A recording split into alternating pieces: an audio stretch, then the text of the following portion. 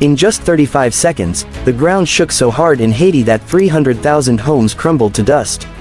Can you imagine losing everything, your house, your toys, your bed, in less than a minute? On January 12, 2010, children were playing outside, laughing, when the earth roared.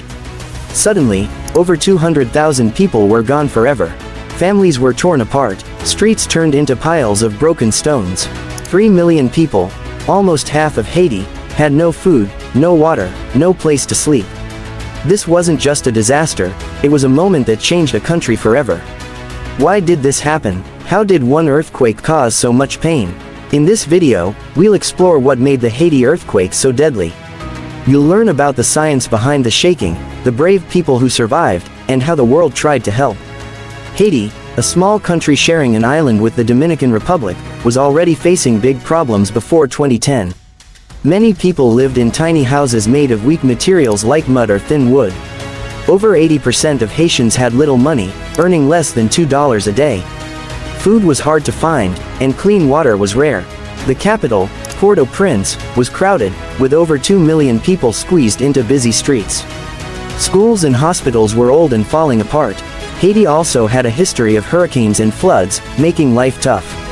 But the people were strong, always finding ways to smile and help each other. No one knew a bigger disaster was coming. In just one day, everything they knew would change. Why was Haiti so unprepared? Let's find out what made this earthquake so dangerous. On January 12, 2010, at 4:53 p.m., the ground in Haiti started to rumble. This was an earthquake, caused by giant pieces of the Earth's crust rubbing against each other. Haiti sits on a fault line, where two huge plates of rock push and pull. That day, they slipped, releasing energy like a million dynamite sticks exploding. The earthquake measured 7.0 on the Richter scale, strong enough to destroy buildings. It lasted only 35 seconds, but that was enough to cause chaos. Smaller shakes, called aftershocks, kept coming for days, scaring everyone. Scientists say Haiti's fault line was like a ticking bomb, waiting to burst. Most houses weren't built to handle such shaking. Want to know what happened next? Let's see how this short moment turned Haiti upside down. When the earthquake hit, Port-au-Prince became a scene of horror. Buildings collapsed like stacks of cards. Homes, schools, and even the president's palace turned to rubble. Over 300,000 houses were destroyed in seconds. People ran, screamed, or froze as dust filled the air. Many were trapped under heavy concrete. One survivor, a girl named Marie, said she heard cries everywhere but couldn't see through the smoke. The ground kept shaking with aftershocks, making rescue harder. By night, streets were filled with broken things and scared families. Over 200,000 people died, including teachers, kids, and parents. Imagine losing your whole neighborhood in one moment. The earthquake didn't care who it hurt. But the story doesn't end here. How did people survive this nightmare? Let's explore the pain and courage that followed. A struggle to survive after the earthquake, Haiti was like a broken puzzle.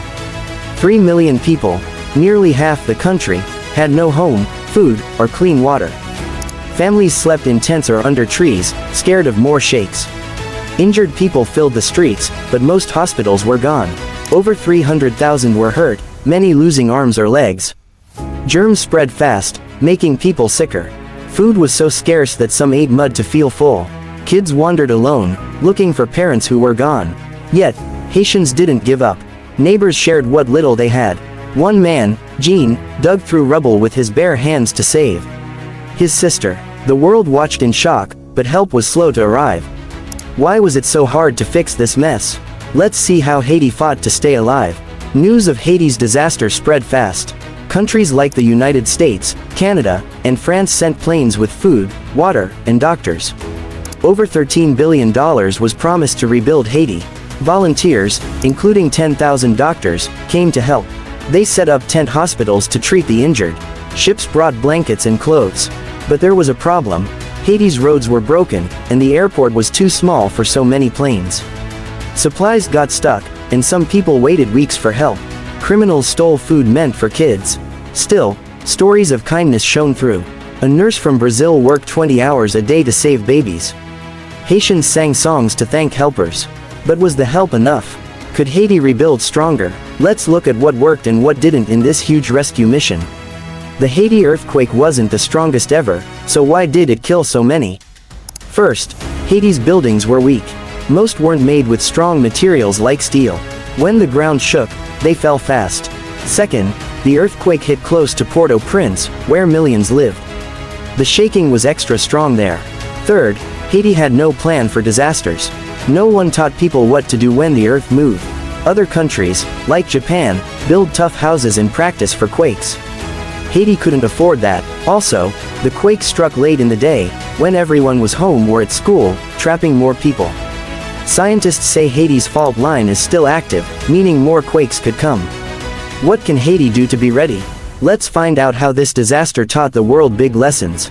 Even after such pain, Haiti's people showed incredible strength. Kids went back to school in tents. Families rebuilt homes with whatever they found. Music and prayers filled the air, giving hope. But rebuilding was slow. 10 years later, many still lived in tents. Only half the promised money arrived, and some was wasted. The earthquake taught the world important lessons. Countries now help Haiti build stronger houses. Schools teach kids how to stay safe in quakes. Scientists watch the fault line closely. Haiti's story reminds us to prepare for disasters and help each other. Today, Haitians keep fighting to make their country better. Their courage inspires us all. Want to help? You can donate or learn more about keeping people safe. This earthquake broke Haiti, but it didn't break their spirit. When the earth stopped shaking, Haiti's people faced unimaginable loss, but their stories shine with bravery. Marie, a 10-year-old girl, was trapped under rubble for 2 days. She sang songs to stay calm until rescuers found her. Today, she's a nurse, helping others. Jean, a father, lost his house but walked 10 miles to find food for his kids. He now builds stronger homes for his village. Over 220,000 people died, but survivors like Marie and Jean rebuilt their lives. They teach us to never give up, no matter how dark things seem. How did they find hope? Their strength pushes us to help and learn. The 2010 Haiti earthquake left scars, but Haiti's people showed the world what courage looks like. They lost homes, families, and hope, yet they kept going. This story isn't just about a disaster, it's about strength and survival. Let's honor Haiti by learning from their pain and helping others. Subscribe to our channel for more stories of disasters and human spirit. Share this video to spread Haiti's story. Want to help? Check the link below to donate or learn how to prepare for earthquakes. Together, we can make a difference. Thanks for watching. See you in the next video.